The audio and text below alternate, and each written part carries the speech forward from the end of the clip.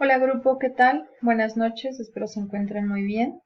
Pues atendiendo a las indicaciones que tenemos en este momento, no solo por parte de la universidad, sino como lo saben a nivel gubernamental, las sesiones las estaremos llevando ahora vía videos, de los cuales este es el primero de los tres que estaré grabándoles eh, de acuerdo con las sesiones que nos faltan, incluida en la que tendría que ser la aplicación del examen del segundo parcial, el cual se recorrerá, como ustedes ya saben.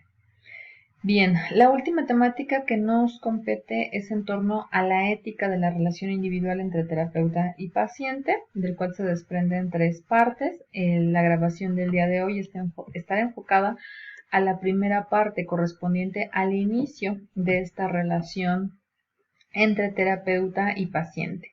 Hemos comentado a lo largo de nuestro curso algunas puntualizaciones de esta parte de la psicología.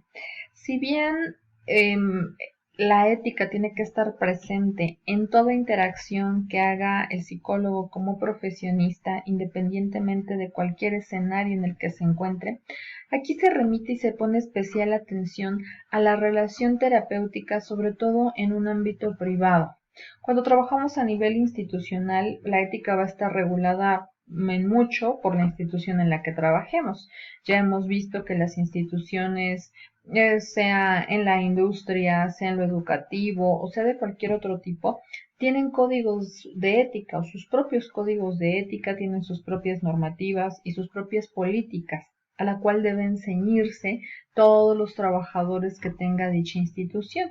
El problema acá, o en donde necesitamos poner más atención, es cuando esta práctica se da a nivel privado, en donde no hay todo un esquema por encima de este profesionista que le esté dando las pautas de comportamiento. Y lamentablemente es aquí en donde más malas prácticas se llevan a cabo y que, como lo hemos comentado en clase, esto ha llevado a desvirtuar el trabajo de la psicoterapia y de los psicólogos en general, porque las personas a veces no saben todas estas divisiones que tiene nuestra profesión. Entonces, por ello es que quise hacer especial énfasis o poner especial atención en este tipo de relación que podemos llegar a establecer como profesionistas. Eh, Vamos entonces a ver que va a tener algunas vertientes esta interacción psicoterapéutica. Y va a haber una parte inicial en donde tenemos que poner mucha atención por diferentes razones.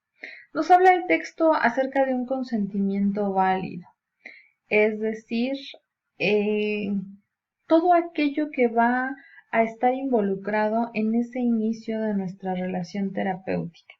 Evidentemente, dependiendo del enfoque teórico que respalde la intervención, pues va a tener sus propias directrices. Sin embargo, de manera general, es que el texto nos propone algunos puntos a considerar al inicio de esta interacción. Y lo pudiéramos dividir en tres partes. ¿Qué debe saber del terapeuta el paciente? ¿Qué debe saber de la terapia? ¿Y qué debe saber en torno a sus derechos como paciente? ¿No? ¿Qué saber del terapeuta? Cuando una persona va a terapia, pues en muchas ocasiones no sabe ni siquiera la formación que tiene la persona que lo está atendiendo, porque evidentemente desconoce acerca de nuestra profesión.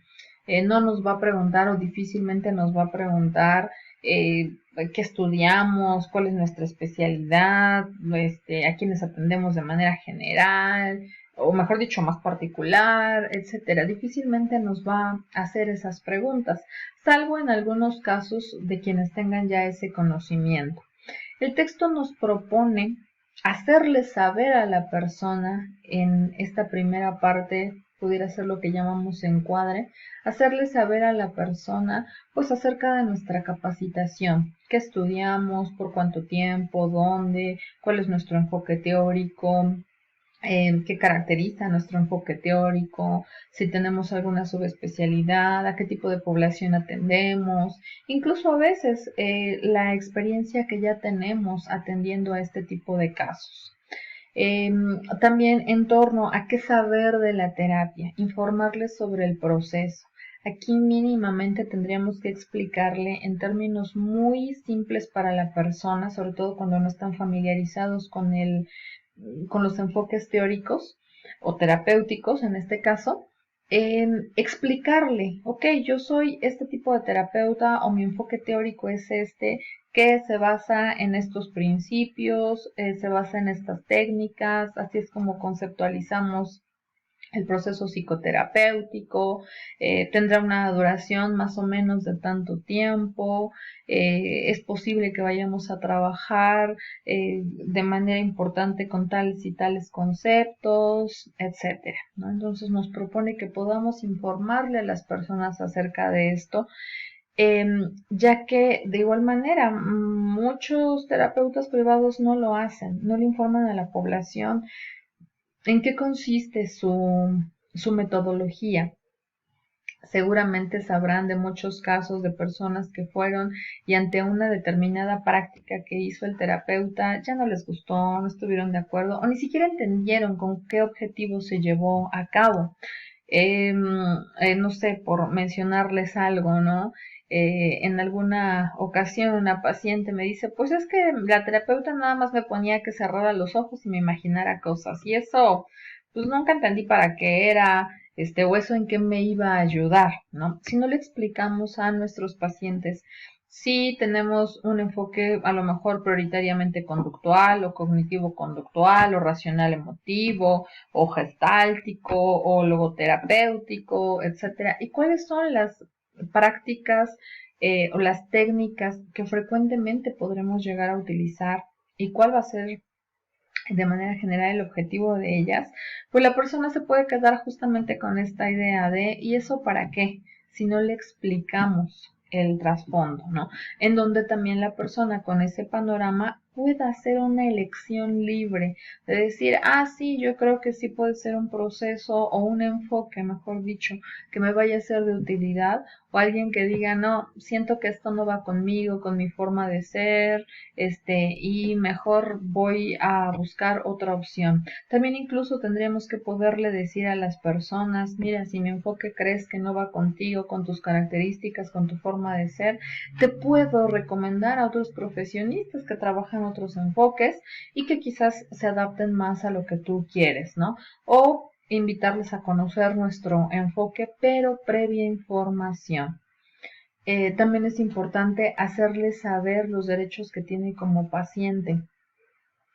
El derecho a ser informado respecto a circunstancias importantes de su proceso, de que se le va a brindar información en torno a si se le aplicó alguna prueba, algún test, a que se le va a hacer de su conocimiento si, no sé, en algún momento por alguna razón se tiene que cambiar de terapeuta, ya se tiene que detener el proceso, sí, que se analicen conjuntamente los avances que se ha tenido, etcétera, ¿no? Todo aquello que constituya algo que la persona tenga que saber porque al final es su proceso.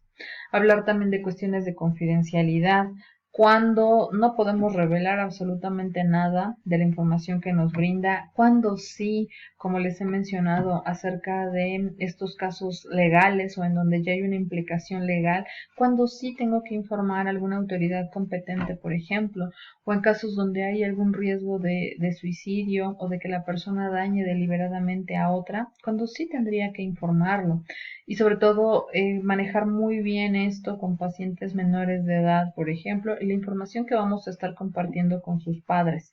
Cuando tenemos adolescentes, por ejemplo, que a veces pueden ser renuentes a abrirse con nosotros por ese temor de que se le pueda estar dando información a los padres, pues tenemos que manejar de manera muy clara cómo vamos a llevar a cabo la confidencialidad, que sí, que no diremos, etcétera.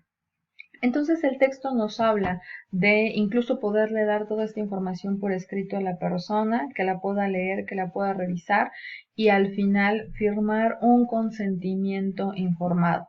Esto ha sido obviamente algo de lo que se ha discutido mucho y de lo que se sigue discutiendo en si se debe hacer de esa manera o no, o si ya es algo incluso hasta exagerado. Evidentemente, la práctica, el enfoque teórico también y el tipo de población que atendemos nos va dando las pautas de qué sí podemos implementar, de qué a lo mejor un consentimiento verbal sería suficiente, etcétera. Y pues ya ir viendo en el transcurso del proceso qué otras medidas podemos ir implementando. También nos habla de otro elemento que es el juicio diagnóstico y el poder terapéutico. Hemos hablado acerca de las implicaciones que tiene el decirle a alguien, tu diagnóstico es este, o derivado de las pruebas psicológicas, pues resulta que esto es lo que tienes. Muchos enfoques, sobre todo de corte humanista, hablan acerca de no poner esta etiqueta de, tienes tal trastorno, sino más bien hablar en un sentido descriptivo, describir las conductas que ha tenido la persona más que poner una categorización. Y bueno, aquí en el texto hace énfasis específicamente en el uso de los test, también como un medio debatible y discutible, ya que si tendemos a hacer un uso excesivo de los test, pues eso también estaría fuera de una ética en un momento determinado, así como si no hacemos uso de absolutamente nada para llegar a un diagnóstico, o sobre todo aquellos casos en donde requerimos necesariamente de hacer un psicodiagnóstico. Algunas de las cosas que se han discutido pues es la validez de los test, la interpretación que se llega a hacer y cómo se presenta el informe psicodiagnóstico. En torno a la validez, pues sabemos que siempre va a haber un cierto sesgo, por lo cual no nos tenemos que basar solamente en una aplicación de un test, sino tiene que haber una batería de pruebas dependiendo de lo que queremos indagar. La interpretación, pues buscar aquellas pruebas que tengan que estén estandarizadas y que esa interpretación sea también estandarizada.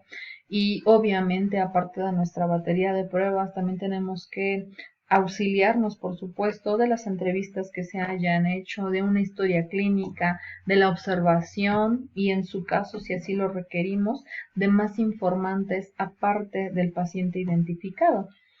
Y la elaboración de nuestro informe psicodiagnóstico, pues saber para quién va a ser referido, si se le va a dar al paciente, en qué términos lo vamos a redactar, cuidándonos de no utilizar términos absolutistas o asegurando que lo que decimos es la verdad total y que no hay otra, ¿no? Entonces tendremos que tener cuidado también en esa parte al momento de estar presentando el informe.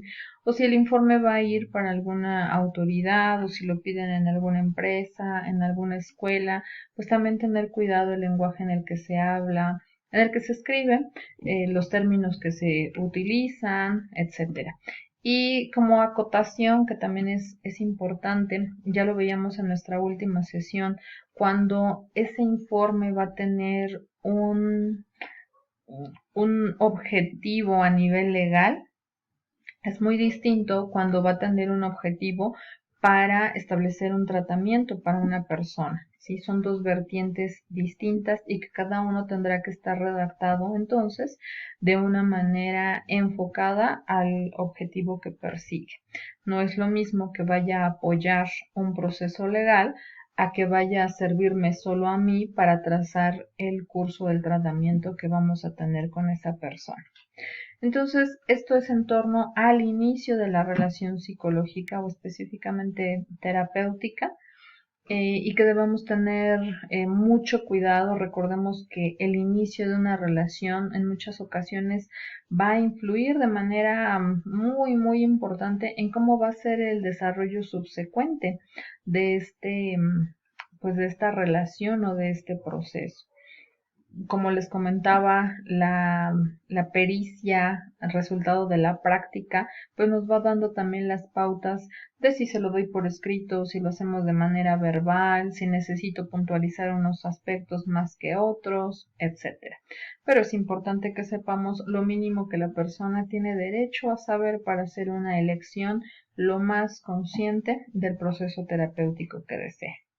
Bueno, pues en la siguiente grabación continuaremos con otros aspectos de esta misma temática.